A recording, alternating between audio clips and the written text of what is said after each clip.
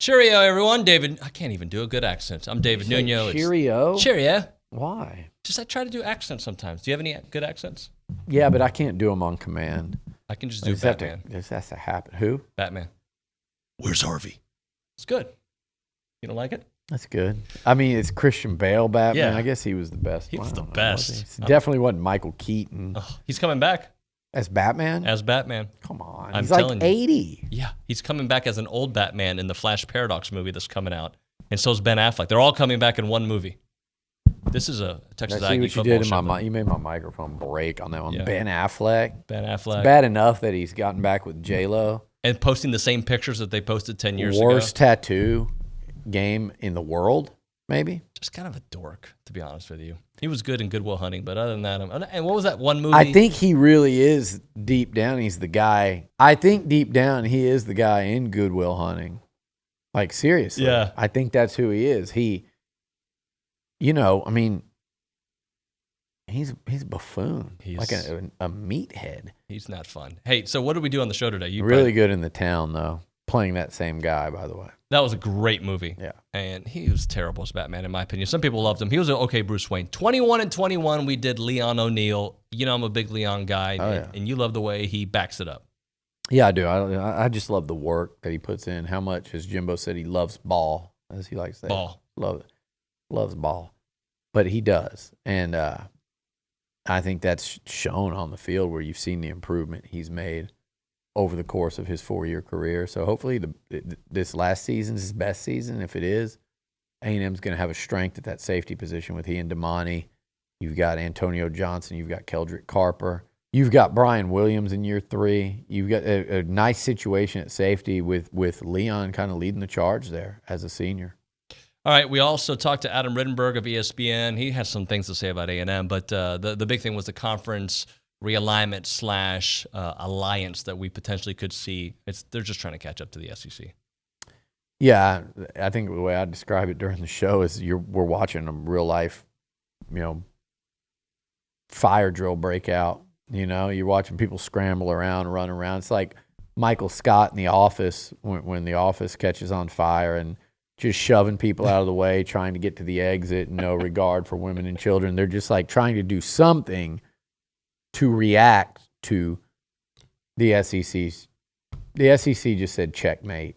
Take that, pal. And it's like the game's over, but they're still trying to play it. Smoke Bowie says A&M, we like it. And as you mentioned on the show, it felt like a year ago, but it was just a couple of days ago. Smoke Bowie, 5-star corner, coverman deluxe. I think he's an impact player in the secondary. It's the second straight Friday A&M's added such a guy.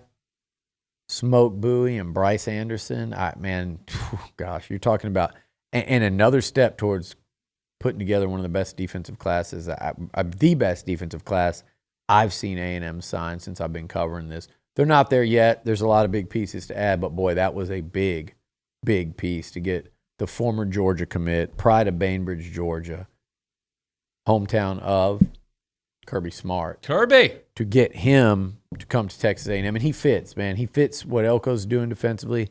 He fits in the SEC West. He fits in College Station. He fits with Jimbo Fisher in particular. I think that bond really helped, and Nick Williams making his presence felt early on the recruiting trail. We also had the Go Hour, obviously, Ellen Buchanan talking about the most exciting. Oh my gosh, we're not going to cut mine. We're just going to keep mine. Yeah, well, mine were worse. Well, mine is really bad. Newcomer, exciting. We're excited about that here on the show. Who? What do I want to say? Well, mine was Yokeith Brown, but he said Bryce Foster. He was most excited about Bryce Foster. Bryce Foster worked out at center yesterday for the first time. Has a house. Very interesting note. Who's your exciting newcomer? I didn't ask you on the show. I've been banging the Yule Keith drum. I always like when I've been saying something for months and then everyone jumps on. And, I took it. Hop took it too. I mean, but there's a reason why y'all are taking it. He stands out, doesn't he? I saw him yesterday. I was there watching. And he's intense in those drills. Yeah. All right, now you can watch the video that took us 20 minutes to get to. Go ahead. Let's think about Leon. Like, I think sometimes people will see, like, here's a safety that he doesn't have he lacks that step to chase Kadarius Toney down the field and cover him one-on-one, or Jalen Waddle, or a lot of receivers, not a lot, but there are receivers in this league that are going to be a matchup problem for him because he doesn't quite have that speed. But he's not slow. The other thing about it, though, is we look at one thing and say, well, that means he can't be a great safety. That's not true. You see it in the NFL all the time at a lot of positions where guys, all of their strengths, just like we talked about on Twitter, all of his good has far outweighed the bad, not even close. And I think it can be the same way on the field for him. He's got a lot of traits that set him apart. The experience, the toughness. Now he knows what he's doing out there. I don't think that was the case when he's running around there as a true freshman, still managing to pick off a pass in a bowl game in his first start. He's got a nose for the football. He's shown that. He'll tackle. He's got that frame to hold up in the SEC, when he has to tackle running backs in this league, which is not easy. That's where guys like him and Damani, really come into play. So and again, I think Leon, he has a nose for the football. You see him make some key play. He had that pick against Florida that got called back.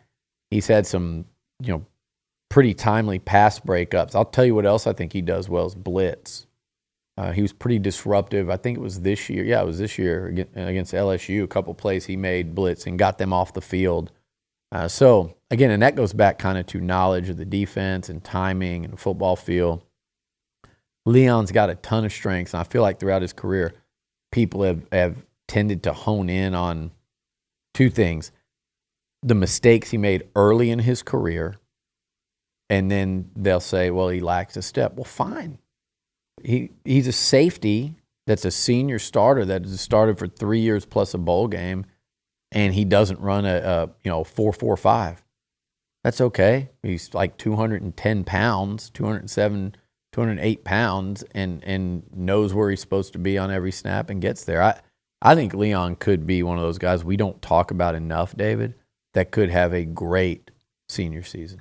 Well, I think it's certainly realistic in terms of the discussions, and I think if they can reach a point where there's significant revenue that would be generated from this strategy, then I think it is very real. I don't know if all three leagues are in the same place in terms of interest and ready to go forward with something, but I was told even this morning that there's athletic directors that are kind of on a mini council or mini alliance within the leagues that are having those discussions. So it is, I think there's a feeling that they need to do something, that they need to be proactive, and that they need to be talking amongst themselves, especially because I think a lot of the institutions in these three conferences see themselves very similarly. Certainly the Big Ten and Pac-12 have had a long-term connection through the Rose Bowl. And then I think there's a lot of similar schools in the ACC to both of those schools. Adam Rittenberg with us here from ESPN, breaking down the potential alliance out there on the BCSI hotline.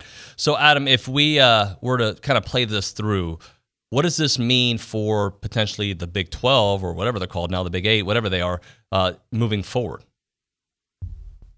Well, I think the discussion for the playoff is going to be fascinating, especially as they have that important meeting at the end of September here in Chicago. When that proposal came out, it was very much, I think, driven from what I was told by Greg Sankey, the SEC commissioner, as well as Notre Dame athletic director Jack Swarbrick. Those two entities, so to speak, would benefit very greatly from an expanded playoff. But they came out with a proposal before they really had, I think, substantial discussions with the other interested parties, the other stakeholders here. And I think that's why, especially after the expansion from the SEC side with Texas and OU, there's a desire to have more of a seat at the table, to have that discussion, and to put their viewpoints forward. We don't know fully where the Big Ten and the ACC and the Pac-12 stand on these things. We know George Kliavkoff, the Pac-12 commissioner, advocates some type of an expanded playoff, but maybe not this one. And so that's why I think it's going to be fascinating to see where it goes. We could still get to 12. We could still have a very similar proposal to the one that came out a few months ago. But I think it's important that those other leagues have a say and maybe be aligned in their position on what they think should happen with an expanded playoff. So we were talking smoke buoy, just another big one for Jimbo and company. Huge one. I mean, I feel like, that's feel like it's old news. It happened Friday, but because we've talked about it so much because it was such a big deal. But that's a 5-star cover man. This dude is, I mean, he's special. He's elite. He screams all SEC, NFL type of guy. Like he just has. You watch his highlights, you hear him talk, you listen to him. He has the whole look, the whole vibe about him, the tape, the speed, the athleticism. He's coming off a torn ACL beginning of his junior year. He looks spectacular, and his tape is that jump off the page at you. And if you go back-to-back weeks adding him and Bryce Anderson, and you got long-time targets like Bobby Taylor, like Jared Kerr, you go back and look, like they're loading up in the secondary. And now they have a really good shot with the Jacoby Matthews. Kamari Wilson is a little bit longer shot, but maybe add a 5-star true safety to that mix, and it will be as good a class as I've seen. And you look at Jordan Gilbert out there. You look at Tyreek Chappelle, Deuce Harmon. This secondary, I wrote it in the article and I tweeted it out. It's about to be a legit no-fly zone. And if you look at the games A&M's lost since Jimbo's got here, a big part of that has been, not being able to match up with those elite All-American receivers. And look, Jalen Waddle, he's Devontae Smith, he's blowing past Derek Stingley for a 90-yard touchdown. I mean, you're going to get beat in today's college football but over the course of a game, there's been games in the first 3 years under Jimbo, not last year, although they did give up some big plays. But again, those are going to happen. But you've watched the progression of this secondary and what Clemson did to them in year one and what LSU did to them in year two and what Bama's done to them every year, even Auburn late in year one. It's been where A&M has not been able to match up. So imagine when Mike Elko can put Smoke Bowie and line him up against somebody and say, cover him all day. Imagine when you can take a Bryce Anderson and put him wherever he needs to be and say, lock it down. Which Aggie newcomer are you most excited about, or you see something that really intrigues you? There's a lot of potential out there with, young offensive linemen that may find a way into the lineup at some point. We could be talking. I was very intrigued by Keith Brown. You mentioned to me Jimbo's track record of not really playing the younger wide receivers, which I think is totally fair. But what I see out there is there's a guy that if they needed him, he's ready to roll.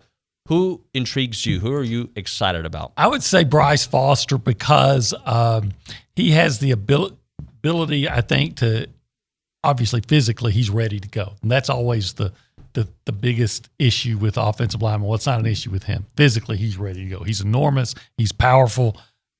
He could come in and play guard if you need him to. He could play center, I think, if you needed him to. And I believe that, those are some positions where health is a question. And, if you have to start juggling guys around, what if the feeling is you need to move, say, Akinola Goombi out to tackle because he did play some there at the right side in the spring. Who you going to start at guard? Well, it could be Bryce Foster there. Jimbo Fisher has shown us that he doesn't mind starting a freshman in the offensive line. He did, if he's really good. He did with Kenyon Green. So I think Bryce Foster is the guy that I would look at. He's he's so physically imposing. He's so big and he's so powerful. He's a house. He's legit a house. He really is that guy that looks like the box that a refrigerator comes in, Yep. Like he could fit in there. So, Michael Keaton, second best Batman. The best, Christian Bale. My stunt double. That's the way I see it, Billy. Any thoughts before we have people hit the like button? I thought we just did that. I was over here texting. No, this is part of we always close out. Thanks for watching. You don't watch the videos. Oh, you're doing the ending now. Yeah. I just thought we were done. I do watch them. You do. Like when they it just pops up. Yeah. Like you're not going to go physically like, I want to see what Nuno did on the show today. Because you're already. But if I wasn't on it, I would. See? I would absolutely go smash the like button. And then what else? Follow. You did enough. You're good. Follow and smash the like button. I really love what Nuno has implemented here. I really do. Dalton's doing a decent enough job. Zane's over there. He's too busy, trying to maybe become BFFs with Tiesto in Vegas. But Dalton and Jamie get it done. They do. Thank you for watching. Good day.